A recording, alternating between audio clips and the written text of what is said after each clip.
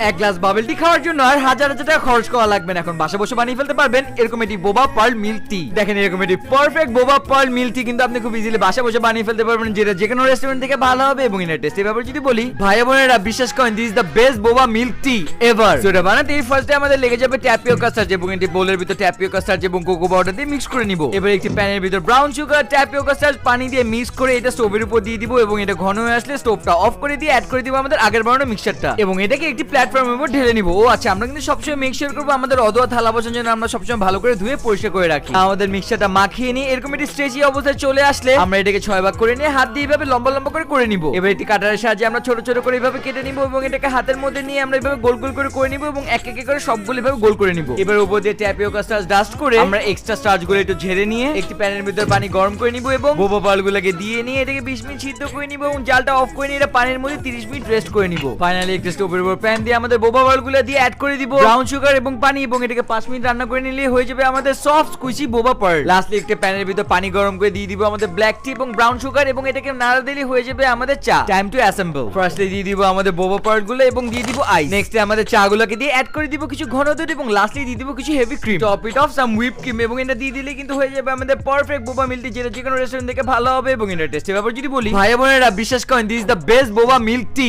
Ever.